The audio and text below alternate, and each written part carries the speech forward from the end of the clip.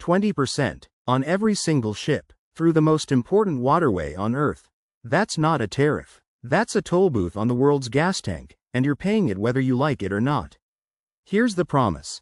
By the end of this video, you'll understand who actually profits from this chaos, who gets crushed, and the one number that should terrify every central banker alive right now. Stay with me. Let's back up. Since February 28, the US and Israel launched strikes on Iran. Iran's Revolutionary Guard responded by effectively shutting down the Strait of Hormuz, mining it, boarding ships, making it genuinely dangerous to transit.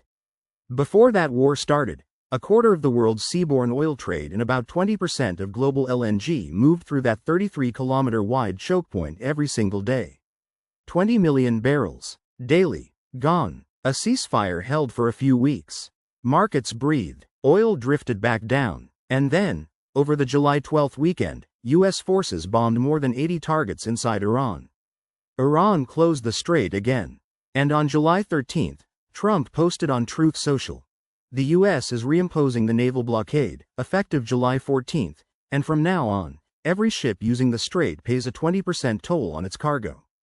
He called America the guardian of the Hormuz Strait. Caps and everything. Oil didn't wait for analysis. Brent crude jumped nearly 8% to $82 a barrel.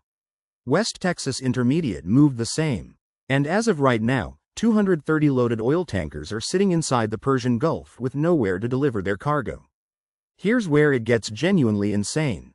The International Maritime Organization told CNBC flat out, there is no legal basis through which to introduce mandatory tolls simply to transit an international strait.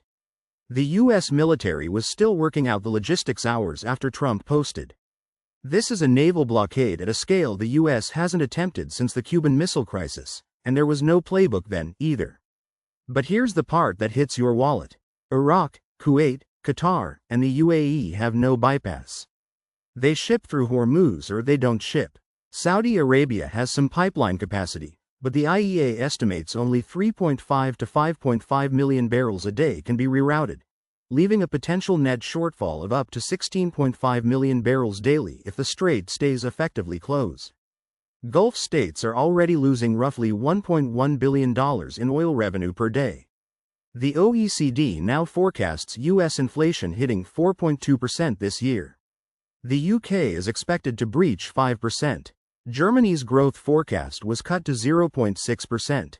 Europe is staring at recession risk. And the 20% toll piles directly on top. Every ship pays it. That cost gets passed to cargo owners.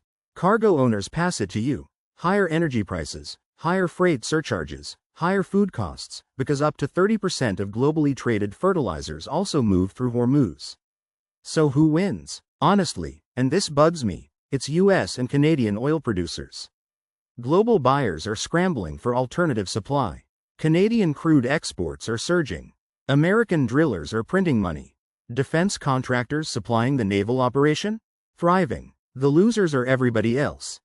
Asian economies that get 84% of Hormuz crude, developing nations that can't absorb the shock, and ordinary consumers everywhere whose grocery and gas bills are climbing while central banks are paralyzed, because cutting rates right now would pour fuel on an inflation fire they didn't start. Here's my actual take. The 20% toll is almost secondary to the chaos it signals. The real threat is duration.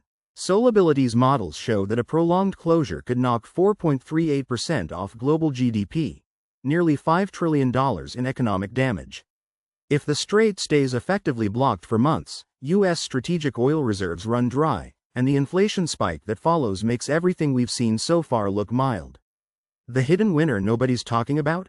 Renewable energy. Every week this crisis continues, the economic case for energy independence, solar, wind, domestic storage, gets stronger for every government on Earth. The Hormuz crisis might be the single biggest accelerant for the energy transition in a generation. The world just got a 20% surcharge on the assumption that global trade flows normally. It doesn't, and the bill is coming. If you want the money and power story behind every world event, subscribe. We cover it every week.